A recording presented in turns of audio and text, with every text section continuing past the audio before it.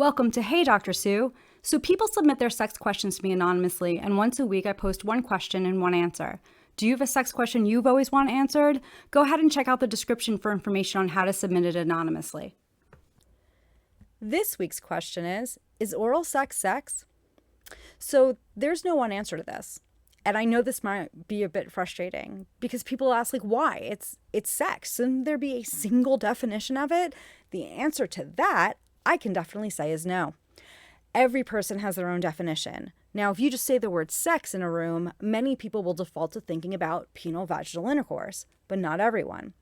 People's answer to this question will be based on a lot of things. It can be based on their gender, their sexual orientation, their past experiences, their age, and oftentimes their religious background. For some people, the answer to the question of what is sex ties back to procreation. This is because we have a deep history in this country of our sexual values being tied to religion.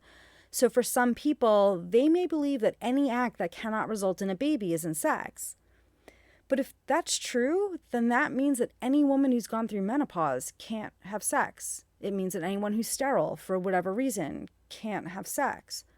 I don't think most people think about these things when they limit their definition to any act that can lead to procreation. For some people, the idea of what is sex is tied to the idea of, quote, virginity. And I'm putting that in quotes because I'm not a huge fan of the term. For some people, they may think that virginity is tied to sex. So this means that if they engage in any sex play that doesn't count towards losing their virginity, then it's not sex. But again, that definition is going to differ from person to person. When people ask me about their, quote, body count, yet another word I'm not a fan of, they are usually referring to penile vaginal sex, but not always. One of the issues with using sex to include only penile vaginal is that it's really limiting. If we use that definition, then that means that if you only engage in sex play with someone who has the same body parts as you, then technically you can never have sex. If we want to be more inclusive when we use this term, then we need to include things like anal sex and oral sex. So why does this question matter? Well, I'm sure other professionals, sociologists, psychologists, I'm sure they all have their own answers. But before I was a sexologist, I was a health educator. So I'm going to approach this from that perspective. I don't really care if you define oral sex as sex or not. What I do care about is whether or not you're using a barrier to protect yourself from sexually transmitted infections, what we often refer to as STIs. I know we often don't think about STIs in oral, but you can pass several infections this way. Some of them are bacterial, like gonorrhea, chlamydia, and syphilis. Some of them are viral, like herpes, HPV, and HIV. In order to prevent STI transmission, you want to make sure you're using some kind of barrier method. If you're performing oral on a penis, you can use an external condom.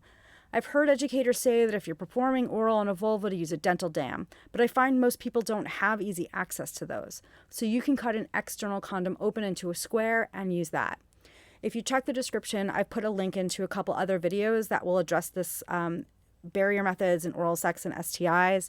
One is, can you get cancer from eating butt? And the other is, can people pass STDs through oral sex? What also matters to me is how you're navigating the use of the term sex in your relationships. If you've read my posts before, or you've been a student of mine, you know just how important I think communication is. I don't think you always need to use the term sex, but you should talk to your partner about sexual history and STI risk. You should talk to them about what types of sex play you are and aren't comfortable doing. You should also talk about what constitutes cheating. I've seen couples implode because one person was engaging in all sorts of sex play outside their relationship, but because they didn't have penile vaginal intercourse, they didn't consider it cheating. My other concern is whether or not your healthcare needs are being met. I've seen patient intake forms just ask, are you sexually active? But there's no definition of it. I would hope that your healthcare provider is having a conversation with you about what you might need from them, no matter what types of sexual activity you're engaging in. So at the end of all this, I still don't have an answer for you. What I would encourage you to do is to think about what the word sex means to you and how that might impact your sexual activity and your relationships. Until next time, be safe and have fun. Did you like that video? If so, make sure to like and subscribe to the channel. That way you'll know when new videos come out. Also, check out the description to find out how to find me on Instagram, Medium, and Twitter. And make sure to check the description for links where you can submit your sex question.